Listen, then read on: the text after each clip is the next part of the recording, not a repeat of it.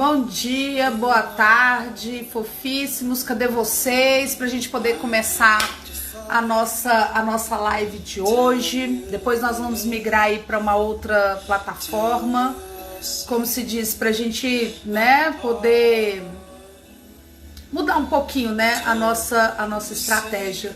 Estamos escutando aqui um pouquinho de Coldplay, né? Oi, tá? Vamos escutar aí um pouquinho de Coldplay até daqui um pouquinho pra gente poder começar a nossa live aula de hoje, tá? Gente, morrendo de saudade de vocês, né? Ai, cada dia que eu passo aqui em casa, mais eu sinto saudade da sala de aula. Mais, oi, Lurdinha. Tá bom? Boa tarde. Ah, obrigada, tá? E assim, cada dia que eu fico aqui em casa, mais eu sinto saudade de vocês, tá? E tô louca pra gente poder acabar essa quarentena logo. Se o povo ajudar, né, gente? Oh, meu Deus. Os especialistas estão falando, os médicos estão falando, o mundo tá mostrando pra gente o que a gente faz? Embolota, né? Fica lá todo mundo junto. Gente, não pode, tá? Não pode. Temos que manter o distanciamento. Quanto mais a gente manter esse distanciamento, mais a gente vai poder voltar logo a estar na sala de aula, tá bom? Receber aí meus bilhetinhos, receber aí meus docinhos, tá? Saudade aí de vocês, tá bom? Ah, eu também tô com saudade de você, viu? João Vitor Parreira, tá? Ó, muita saudade mesmo de vocês, tá? Vamos juntar aí, tem gente que parece que não tá levando a sério, a gente tá dando conteúdo, eu fico aqui trabalhando, gente, eu não paro de trabalhar, meu Deus do céu, toda hora eu tô fazendo alguma coisa. E depois que a gente terminar a nossa live, eu vou disponibilizar o mesmo slide que eu tô aqui, tá? Que eu já disponibilizei em outras salas, eu vou colocar no app pra vocês, tá bom? Então, vamos aqui só ver quantas horas. Esperar mais um minutinho aí, gente, ó. Vamos chamar o povo aí, tá bom? Deixa eu tirar a musiquinha.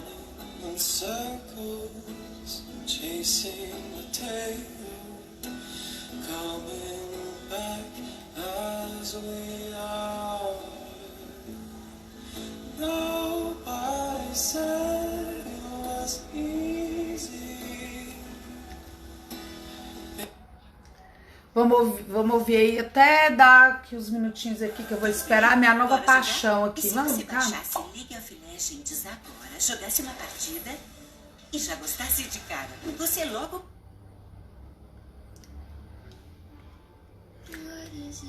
Cadê as meninas? Cadê o povo? Aí, ó, vamos ouvir. Aí, gente, tô viciada agora em Billie Eilish. Minha filha falou assim que isso é coisa de adolescente, mas eu ando apaixonada, né? Eu só também, quem que eu ando, né? Com vocês. Isso aqui é uma sombrinha, tá, gente? Que eu tô aqui num lugar mais iluminadinho, tá? Aí, ó, Laísa, pra você tá escutando?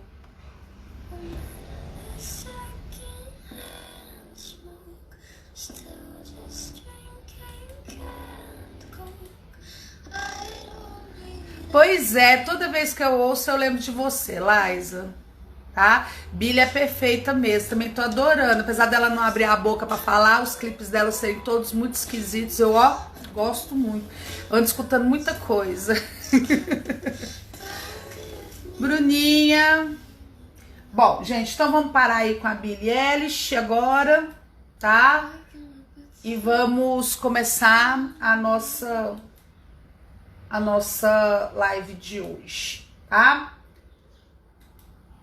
Bom, então nós vamos falar aí de tipos de mapas, tá certo? Na aula passada eu falei pra vocês, contei a história dos mapas, depois eu falei quais são os elementos, né, Vitória, tá? Quais são os elementos necessários, né, para se fazer a leitura de um mapa, e aí a gente vai dar continuidade. Bom, existem diversos tipos de mapas, tá? Cada um deles vai atender, tá, a uma área diferente da geografia, tá? O primeiro mapa que a gente tem contato, meninos, é o mapa que a gente chama de mapa político. Esse mapa político, gente, ele é um mapa que ele não traz muitos detalhes, tá? Tá? Ele não traz muitos detalhes. Ele vai representar Mariana, tá? Tu que fica parando, né? Eu gosto tanto de vocês que eu vou parando aqui para dar oi, vamos dar continuidade aí, tá? Como eles vão trabalhar diversos tipos de temas, tá? O mapa político, ele trata apenas de quê, gente? Da demarcação física dos territórios, tá? Mundiais, dos continentes, países, estados, regiões, tá certo? Municípios. Então ele vai trazer geralmente então a demarcação física, tá? Dos territórios, as fronteiras. Geralmente ele vai trazer também as capitais e alguns mapas um pouquinho mais detalhados, eles vão trazer também as principais cidades, tá certo? Então é aquele mapa mundi típico que todo mundo então conhece. Bom, depois desses mapas, tá? Nós temos aí os mapas que nós chamamos de físicos. O que são os mapas físicos? São aqueles que abordam aspectos naturais ou aspectos da natureza local. Então, gente, nós vamos ter mapas, tá? De relevo, que a gente chama de topografia também, estrutura geológica, clima, vegetação, pedologia. O que é pedologia, gente? É o mapa que trata de características do solo, tá? Depois nós temos aí os mapas dos domínios morfoclimáticos, né? Que vai trabalhar vários assuntos dentro de um mesmo mapa, tá certo? Então, falou que é aspectos naturais, então são os mapas físicos. Depois dos mapas físicos, nós temos aqueles mapas que também são muito importantes, são os mapas demográficos. Os mapas demográficos, galera, eles tratam do quê? Da população. Então, eles tratam desde o crescimento dessa população, tá? Da forma com que essa população, então, ela está, o quê? Tá distribuída pelo planeta. Geralmente, nesses mapas que a gente trata de população, nós trabalhamos muito com as cores, o quê? Do amarelo, tá? Alaranjado até várias tonalidades de marrons, tá? Quanto mais escuro for o marrom, maior é a concentração humana naquele lugar. Nós vamos ver quando a gente pega esse mapa demográfico que trata de população, meninos, o que vai acontecer? Geralmente as bordas, tá? Litorâneas são aquelas onde vai trazer esse marrom mais profundo, mais escuro. Tá certo? Porque lá, então, a população humana, ela se concentra onde? Tá? Próximo ao litoral, tá? Tem todas as questões aí de economia. Bom, depois também, dentro desse mapa, desses mapas aí que trabalham, que fala sobre essa questão da população, nós temos também a urbanização, tá? Quais são as principais áreas de urbanização do mundo, vai tratar com população, como se diz, né, com lugares aonde você tem maior e menor concentração, vai trabalhar com o meio rural, meio urbano, tá certo? E também, geralmente, no mapa de urbanização, se trata também dos IDHs, do Índice de Desenvolvimento Humano aí de cada área. Bom, depois dos mapas demográficos, nós temos aí outro mapa importante, que é o mapa econômico, tá? Esses mapas econômicos, eles tratam primeiro aí, né, de todas as questões econômicas. Então, vai desde o uso de solo, agricultura, pecuária, tá? Vai trabalhar com indústria, prestação de serviço, ou seja, os 3 setores da economia, tá? O mapa que... Outra coisa também, as questões relacionadas às fontes de energia, tá? Onde elas são produzidas, geralmente trabalham também nesses mapas econômicos, tá certo? Então ele é muito importante para a gente ver qual é a classificação econômica que cada país tem, tá certo? Então a gente vai ver se ele é mais industrializado, se ele quantas andas aí a prestação de serviço em cada lugar, tá? Meios de transporte também são trabalhados nesses mapas econômicos. Depois nós temos a mineração também, tá, gente? Então a exploração mineral no lugar que vai se traduzir em economia, elas também estão nesses lugares, tá? Depois, gente, nós temos aí os mapas históricos. Os mapas históricos, gente, é bem interessante, não se esqueçam, tá? Muitas vezes um mapa pode ter sido feito hoje e ser um mapa histórico. Mas como assim, professora? Não são mapas antigos, mapas que não são mais utilizados? Não, gente. Eu posso, por exemplo, tem um monte de gente que eu sei que quer fazer história, né? A Júlia vive falando que quer fazer história, outros também sempre querem fazer história. Então você pode, por exemplo, lá no seu trabalho de finalização de curso, você pode decidir, eu quero fazer sobre a história de um determinado lugar. Então eu posso encomendar um mapa, trazer as características daquele local, tá? Trazer a sua história, mas o mapa foi feito agora. Os mapas também que já deixaram de ser utilizados, eles também são considerados aí, lógico, mapas históricos, tá certo? Por exemplo, imagina, tá? O mapa mundi até 1991, que tinha a União Soviética, né, as suas repúblicas, a antiga Iugoslávia, tá? Outros países, o que acontece com esse mapa? Quando você tem mudanças nesse mapa, você tem que desenhar outro mapa, tá? Por exemplo, com a União Soviética, que passa a se chamar Rússia, todas as suas repúblicas separadas, a divisão, né, da antiga Iugoslávia, esse mapa também pode ser considerado histórico. Aí nós temos um outro mapa que todo mundo sabe que eu sou fã, que a gente aprendeu lá no primeiro ano, que são os mapas estilizados, ou mapas de anamorfose. O que é um mapa de anamorfose? É o mapa sem forma. É aquele mapa, gente, que eu vou distorcer o tamanho para evidenciar o meu tema, tá? Vai, professor Morgado? Como assim? Tô entendendo, não. Tá? Espero que vocês são muito doidos. Então, esse mapa de anamorfose, gente, eu vou distorcer, então, esses mapas. Eu não vou trabalhar a escala nele, porque cada um vai ser distorcido de acordo com o quê? Com os números, né? Do mapa, o primeiro exemplo de mapa histórico, tá. O mapa histórico, muitas vezes eu posso fazer um mapa hoje, tá? Retratando a história de um determinado lugar. Tá? Então eu vou trazer características diferentes para esse mapa. O outro tipo de mapa é aquele que já deixou de ser utilizado, tá? Então ele teve um uso no passado e depois ele acabou se tornando obsoleto, tá? Sem uso. Tá bom, Cíntia? Coloquei sua pergunta direitinho? Deu para entender? Bom, e aí o que acontece? Só virar um pouquinho mais para cá, tá? Bom, aí depois o que vai acontecer? Esse mapa, por exemplo, vocês vão ver, gente, quando terminar toda essa, ou pelo menos uma parte do que foi essa pandemia, vão fazer mapas, tá?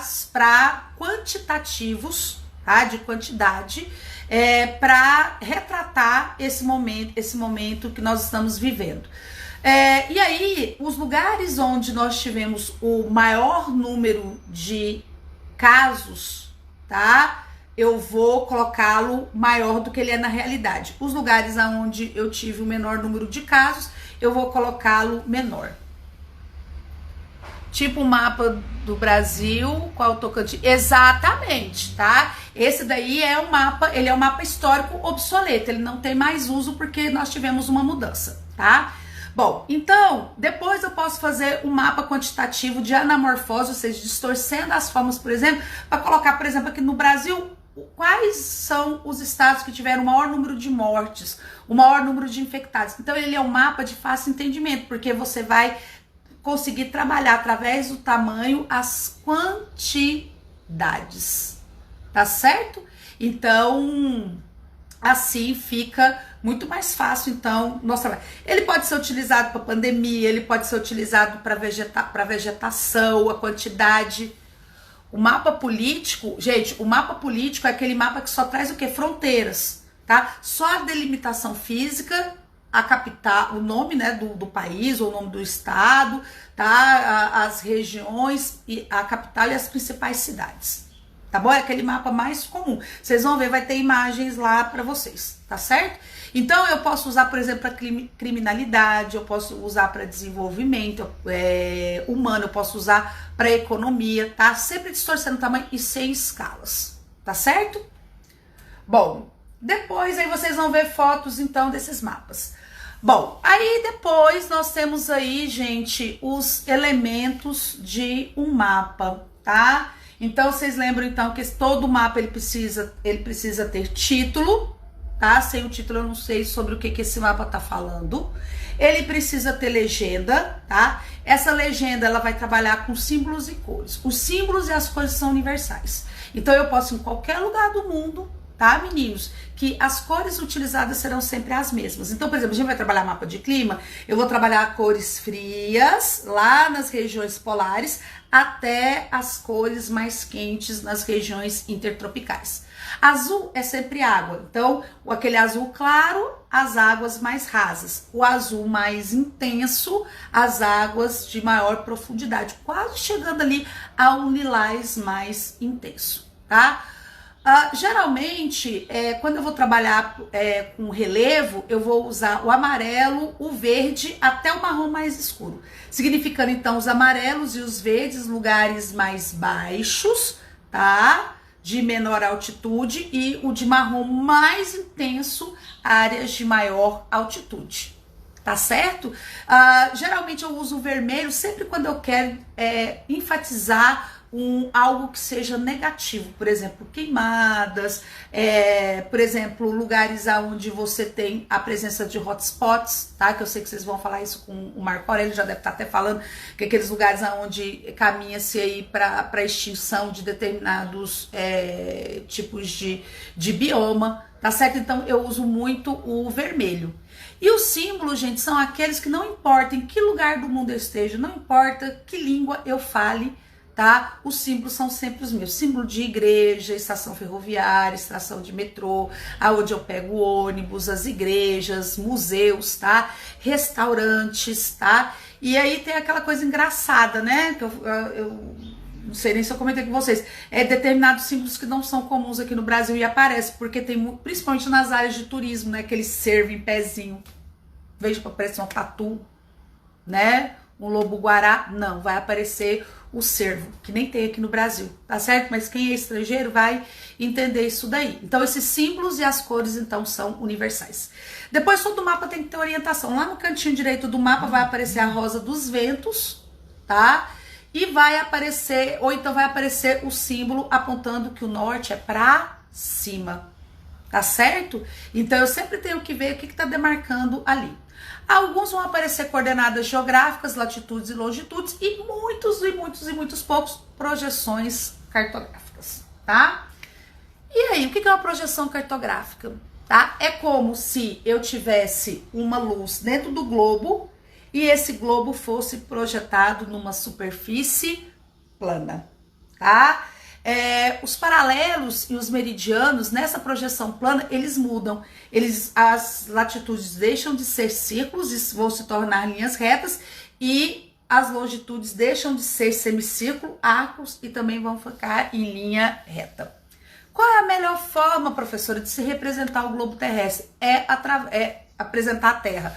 É através do globo terrestre. Por quê? Porque o globo, ele vai representar a Terra na sua superfície, o quê? Geóide, tá? Ou seja, redonda. Então, os paralelos, as latitudes são círculos, tá? Que vão diminuir na medida que eu caminho para as regiões polares, e os meridianos vão aparecer na forma de arcos que se encontram nas regiões polares, tá certo? Só mexer um negocinho aqui, que eu vou acompanhando aqui as horas para mim não me perder, né, Ângela? Porque senão a Ângela briga comigo, que eu demoro demais. Eu tô sempre, né, ali, ó, na beirinha da live, tá, Anjinha? Eu vou, ó, tô olhando aqui. Bom, então, então o globo terrestre é a melhor forma, então, de se representar a Terra. Mas o globo, gente, ele vai trazer alguns aspectos que são considerados desvantagens. Por exemplo, eu não consigo, tá, comparar todos os países ao mesmo tempo em um globo. Eu tenho que ficar girando para traçar essas comparações, tá? É difícil de se locomover aí com um globo, tá? E muitas vezes ele não atende o que? Por exemplo, o trabalho de uma sala de aula. Então, para isso, eu tenho, então, os planisférios, tá? Que são esses mapas nessas superfícies planas. Porém, tem uma coisa. Todo mapa possui, tá, deformações. Ou vão estar distorcidas formas, tamanho ou as distâncias. Tá certo? O cartógrafo, ele vai tá dentro da sua perspectiva, daquilo que ele quer mostrar, ele vai, o que eu quero mostrar, tá? O que eu quero representar? Qual é a ideologia que eu quero que seja representada nesse mapa? Então, ele vai, então, escolher qual é o que ele vai, então, distorcer, tá? Todos os mapas, gente, tem uma coisa em comum. As maiores distorções são encontradas nas regiões polares. Elas sempre são representadas muito maiores do que elas são na realidade. Por quê, professora? Porque, pensa, todas as linhas, elas vão ficar o quê? Mais extensas do que elas são na realidade, né? Os paralelos, porque eles vão estar quase do mesmo tamanho da linha do Equador. Então, eu tenho que esticar, né, as regiões, então, nas regiões polares. Lembra que os arcos, né, de longitudes, de meridianos, eles se encontram nos polos e eles vão aparecer retos. Então eu tenho que obedecer, então, essa proporção. Então, por isso, eles sempre são muito distorcidos nas regiões polares. Bom, tipos de projeções cartográficas, tá?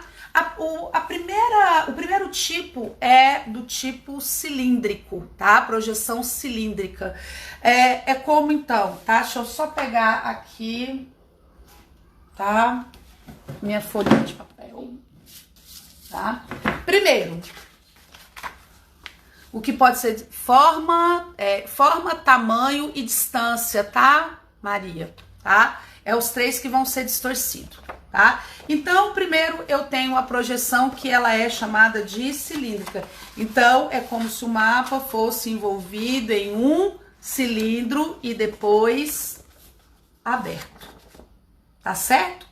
Então, o mapa mundi, que a gente tem conhecimento, ele é o mapa cilíndrico, tá? Onde eu vou ver, então, o mundo, tá? Em uma superfície plana, tá? As regiões próximas, tá, gente, as regiões intertropicais, ou seja, entre o Trópico de Câncer e o Trópico de Capricórnio e o Equador, são um pouco distorcidas. As maiores distorções, então, serão o quê? Nas regiões temperadas ou nas médias latitudes e nas altas latitudes, tá certo? Então, elas vão ser bem maiores do que elas são na realidade, tá bom? Bom, depois nós temos aí a projeção cônica. Gente, é como, então, se a Terra fosse envolvida por um cone, tá? Nesse tipo de projeção, que a gente chama então de cônica, o que vai acontecer com ela, meninos? Ela só vai representar apenas uma parte da superfície, ou o hemisfério norte ou o hemisfério sul, tá? Essa projeção é o planisfério, as projeções vão representar os planisférios, só que de tipos diferentes. Então, nós temos aí, lembra, ó, a cilíndrica, tá? Que vai envolver, então, o globo terrestre, tá? E depois vai ser aberto, e do tipo cônica, ou que vai representar o hemisfério norte, ou vai representar o hemisfério sul, tá certo? Bom, essa projeção, geralmente, então, você vai ver sempre apenas partes do globo, e não o globo como um todo, tá? Então eu vou representar o hemisfério norte, o hemisfério sul, eu vou representar apenas a América do Norte, apenas a América do Sul, vou representar só a Europa ou parte dos países do Velho Mundo, mas nunca o globo todo, tá? Porque isso é impossível, tá? Bom, depois nós nós temos aí a projeção que a gente chama de azimutal, polar ou plana. Essa projeção, meninos, é aquela projeção do alvo, tá? Que você tem, então, você pode tangenciar, então, qualquer parte para ser o centro desse globo, tá? E depois você vai desenhar, então, os países num círculo, tá? Onde as latitudes, elas vão, tá? Aumentando seu tamanho à medida que eu vou me aproximando das bordas. Essa projeção de anota aí, toda projeção azimutal, polar ou plana, ela vai ser uma projeção que valoriza as distâncias reais. Por isso eu vou chamá-las de equidistantes. Tá certo? Então toda projeção azimutal, polar ou plana é uma projeção que tem como propriedade as distâncias. Então ela é equidistante, tá? A mais conhecida aí, gente, é aquela onde eu tenho no centro o Polo Norte, tá? Do qual é representada aí a bandeira da ONU, tá? Então, eu acho, deixa eu ver se é nesse daqui, não é, tá? Eu não tenho aqui, eu esqueci aqui meus livros, mas depois vocês vão ver, tá certo? Bom, a projeção então da ONU, ela o Polo Norte está no centro, como se nenhum país fosse mais importante para a ONU do que outros. Mentira. A gente sabe que isso é mentira. Pura conversa fiada, tá? Mas a gente tem que reconhecer isso daí. Deixa eu só pegar aqui.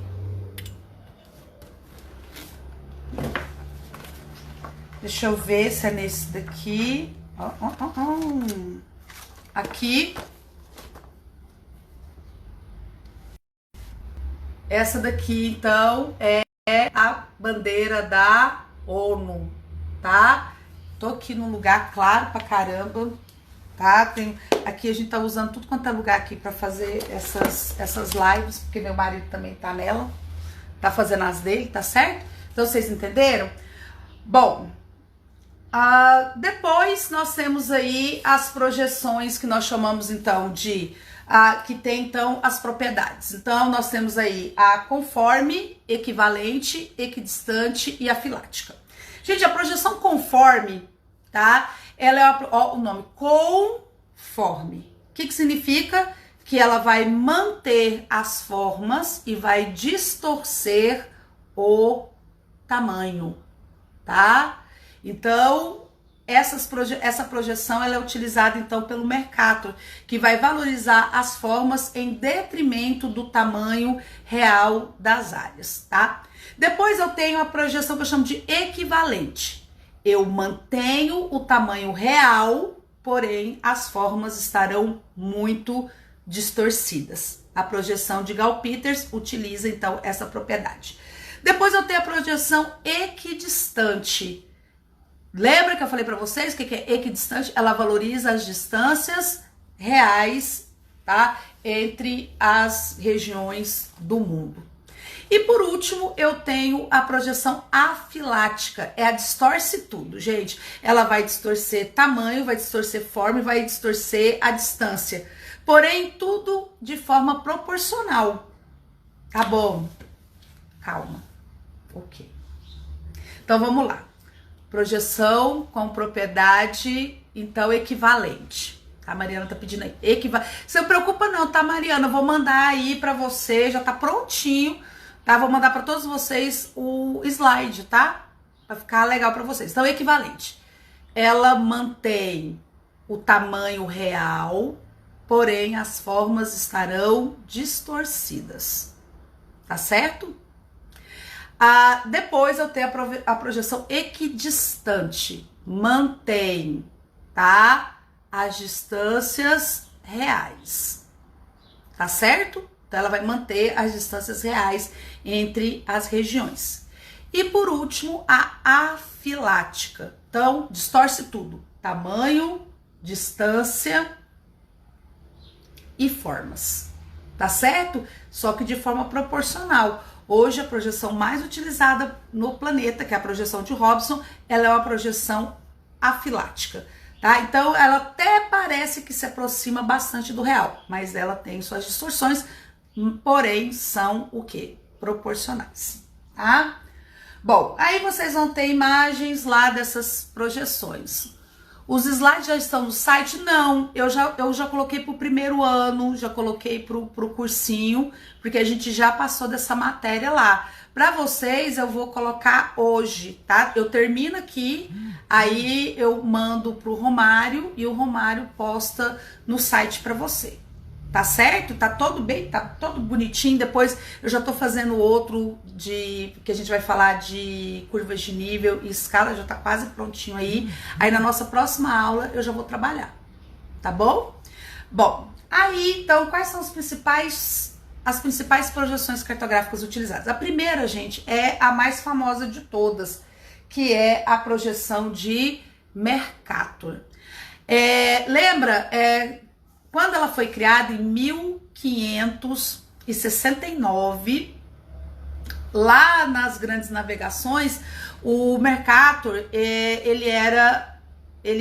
o nome dele real era Gerhard Kremer. Mas vocês lembram que eu falei que a maioria dos cartógrafos, né, com medo de serem aí, né, sequestrados, né, para contar os segredos da cartografia, eles usavam então um codinome. Tá? Então, o codinome do Gerhard Kremer era Mercator. A projeção de Mercator, gente, é aquela projeção que todo mundo conhece, tá? É o primeiro mapa mundi que a gente tem contato. E pra gente sempre falar, esse daqui é de Mercator, por exemplo, vamos que aparecer lá um planisfério sem nome, ele é aquele que a gente vai fazer a primeira comparação entre Austrália, Groenlândia e Brasil. Gente, a Austrália tem pouco mais de 7 milhões de quilômetros quadrados, o Brasil pouco mais de 8 milhões e meio e a Groenlândia apenas 2 milhões e meio de quilômetros quadrados. E ela parece muito maior do que o Brasil e do que a Austrália nesse mapa, tá? Mostrando aí como as áreas polares podem ficar muito distorcidas. A projeção de Mercator é uma projeção cilíndrica conforme, tá? Ou seja, distorce o tamanho, porém mantém as formas. E aqui, gente, a principal característica de Mercator é dele a visão eurocêntrica. Ou seja, ele foi o primeiro cartógrafo a colocar a Europa no centro, tá? E em cima no mapa. Algo, característica que é mantida até hoje em praticamente todos os planisférios, tá? A visão do eurocentrismo. Outra coisa também, ele acabou, tá, valorizando os países ricos, né, os países do hemisfério norte, que vão aparecer maior do que eles são na realidade, tá certo? Bom, deixa eu ver aqui. Depois nós temos uma projeção, gente, que ela não é mais utilizada hoje, mas ela é sempre comparada à projeção de Mercator por conta da ideologia que ela é repassada, que é o mapa de Gall-Peters. A projeção, tá, cilíndrica equivalente, que distorce as formas, mas mantém o tamanho real, ela foi feita no século XIX, tá, por James Gall. Só que como ela era uma projeção feia, esticadona, estranha, né, queer, ela foi deixada de lado. Aí o Arnold Peters, em 1974, ele encontra essa projeção. E ele então faz o mapa onde é valorizado o quê? O tamanho dos países do terceiro mundo. Ela é considerada um planisfério terceiro mundista, porque ela valoriza os países pobres do globo, tá? Lembra que na década de 70 surge, né, o grupo, né, terceiro mundista, aquele grupo não alinhado, aquele grupo que acreditava que por conta da sua grande extensão territorial, um dia poderia ser o quê? Os países que comandariam o mundo. Ledo engano, né? Isso acabou não acontecendo, porque como nós somos ricos em recursos naturais, isso não é valorizado no globo, tá? Não é ele que traz o quê? Tá? Dinheiro, capitais para os países, e sim o quê? A tecnologia, tá certo? Mas ela ficou marcada, então eu sempre comparo Mercator com a projeção de Gall-Peters, tá certo? Bom, outra coisa também que marca essa projeção é que você vai ver que ela é o quê? Muito esticada no sentido norte e sul. Parece que eu segurei o mapa e ele escorreu pelo restante da folha, tá? A projeção de Gall-Peters, a projeção em si, tá? Foi criada no século XIX por James Gall. A projeção é dele, tá? Cilíndrica equivalente. Porém, a ideologia, tá, foi criada por Peters, a valorização dos países do terceiro mundo, em 1974, tá bom? Só que ela não é mais utilizada. Hoje, a projeção mais utilizada é a projeção de Robinson. O Arthur Robinson, gente, criou essa projeção em 1963, tá? Ele é dos Estados Unidos, porém ele mantém o eurocentrismo, tá? No mapa dele, a Europa está no centro do mapa. Esse mapa é uma projeção afilática, ela é cilíndrica afilática, só que ela tá desenhada no formato do globo, achatada nas regiões polares e redonda, tá? Nas laterais. Então, distorceu tudo, distorceu tamanho, forma e distância, e ela se apresenta como mais semelhante ao globo terrestre, tá? Por isso, então, ela é atualmente a mais utilizada, tá? Nas mídias, no GeoAtlas, nos livros didáticos, tá certo? Deixa eu só pedir aqui um favorzinho. Ícaro, pega aquele GeoAtlas ali pra mim, rápido. Ícaro, aquele GeoAtlas ali, ó. Meu filho vai me dar uma ajudinha aqui. Não, GeoAtlas, tá ali, ó, embaixo. Tá escrito GeoAtlas. Aonde? Aí, isso. Então, vamos ver qual é essa projeção, essa belezura aqui. Vocês vão ver ela invertida, mas eu já vou mostrar pra vocês agora. GeoAtlas, gente, é uma coisa maravilhosa. Vocês deveriam ter, tá? Cadê? Tudo que a gente tá vendo aqui, ele trabalha. É bom que ele não tem mapa mundi, não.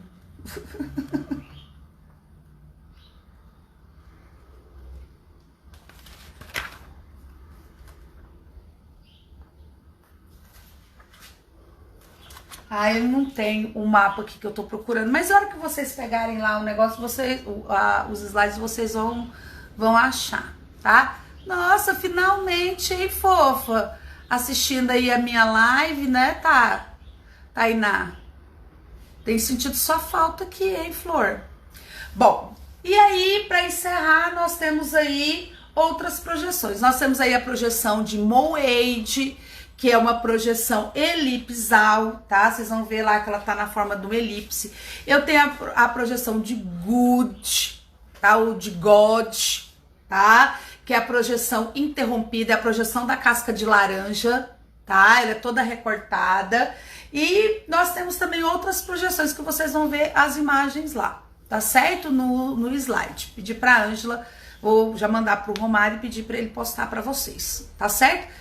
Bom, vocês sabem que essa semana a gente vai mudar aí nós vamos pra plataforma Dom Bosco, tá?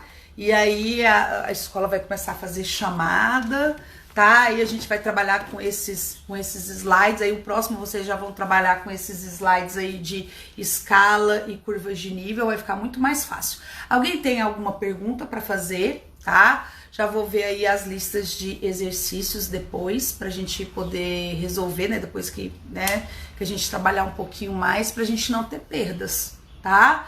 Eu espero que vocês estejam morrendo de saudade de mim, igual eu estou com saudade de vocês, tá?